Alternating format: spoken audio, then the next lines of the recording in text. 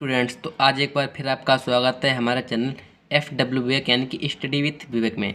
तो आज हम आपको एक डेरिवेशन करवाएंगे जो कि आपके बोर्ड एग्जाम के जरिए से बहुत ही महत्वपूर्ण होने वाला है। तो इसमें वैद्युत द्विध्रुव की अच्छी स्थिति में वैद्युत क्षेत्र की तीव्रता, ये जो डेरिवेशन है आपका प्रत्येक साल किसी ना किसी सेट में जरूर आता है। तो ये बहुत ही इंपॉर्टेंट डेरिवेशन है। तो इसमें सबसे पहले एक हम वैद्युत द्विध्रुव लेते हैं जिसके दो साइड होते हैं, एक तो ए और दूसरा फिर होता है बी। इसमें एक माइनस की ओर रखा आता है एक सिरे पे और दूसरे सिरे पे प्लस की ओर रखा आता है। इसकी लंबाई 12 होती है। इसका केंद्र ओ है जिससे पी दूरी पर हमें कोई सा वैद्युत क्षेत्र की तीव्रता निकालनी है। अब ये पॉइंट हो गया, यहाँ से यहाँ तक की दूरी होगी आपकी आर। और ये अब हम माइनस की आवेश और प्लस की आवेश की वजह से वैद्युत क्षेत्र की तीव्रता निकालेंगे। तो इसमें प्लस की आवेश के कारण वैद्युत क्षेत्र की तीव्रता सबसे पहले E1 बराबर वैद्युत क्षेत्र की तीव्रता का सूत्र होता है 1/4π/F नॉट इंटू के Q/r²। इसमें हम और सभी तो वैल्यू सेम है, केवल आर की आपको वैल्यू बदलनी पड़ेगी क्योंकि हमें केवल इतनी चाहिए प्लस की आवेश से पी तक की दूरी। तो यहाँ से यहाँ तक की होगी आर, इसमें से हम केवल एल माइनस कर देंगे तो ये वाली दूरी निकल आएगी। तो हमने यहाँ पे केवल आर माइनस एल का होल स्क्वायर कर दिया आर की जगह, और ये हो गया आपका समीकरण नंबर 1। अब दूसरा आपका है माइनस की आवेश के कारण वैद्युत क्षेत्र की तीव्रता। ये माइनस की आवेश है, इसके लिए यहाँ से लेकर यहाँ तक की दूरी लेनी पड़ेगी हमें आर। तो यहाँ से यहाँ तक की दूरी होती आर हो गई, यहाँ से यहाँ तक की दूरी एल हो जाएगी। तो आर प्लस एल का होल स्क्वायर समीकरण नंबर 2 हो गया। अब हमें आप परिणामी निकालना पड़ेगा इसका। तो इसका परिणामी होगा इस बिंदु से आगे देखिए E1 जा रहा है और ये E2 जो है आपकी विपरीत दिशा में जा रहा है। तो हम E1 में विपरीत दिशा वाला माइनस कर देंगे तो E बराबर E1 माइनस E2 हो जाएगा। अब E बराबर 1/4π/F इंटू के Q/r-L का whole square minus E2 1/4π/F Q/r+L का होल स्क्वायर, इतना यहाँ पे हो गया है। अब इसमें से सबसे पहले हम 1/4π/F इंटू के Q इतना काम ले लेंगे। अब इस वाले को हम करेंगे सॉल्व। तो इसमें इधर साइड में सॉल्व कर दे रहे हैं, इसमें बहुत ही आपको दिख नहीं रहा है सही से। तो कॉमन लेने के बाद इतना आया 1/r-L का होल स्क्वायर माइनस 1/r+L का होल स्क्वायर। अब इसे हम सॉल्व करेंगे। E बराबर 1/4π/F नॉट Q। अब इसका लेंगे पहले एलसीएम r-L का होल स्क्वायर इंटू r+L का होल स्क्वायर।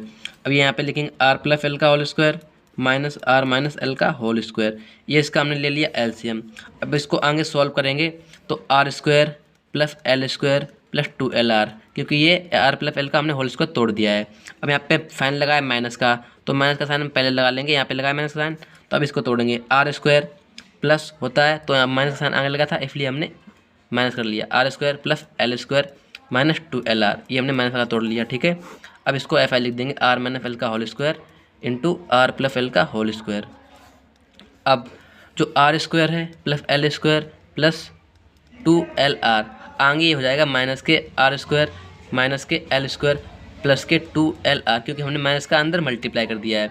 अब जो r-L का होल स्क्वायर है r+L का होल स्क्वायर है, ये आपके हो जाएंगे आर स्क्वायर माइनस एल का होल स्क्वायर पूरे का होल स्क्वायर, क्योंकि पहले पद का वर्ग माइनस दूसरे पद का वर्ग। ठीक है, ये आपका हो गया पूरे का स्क्वायर हो जाएगा।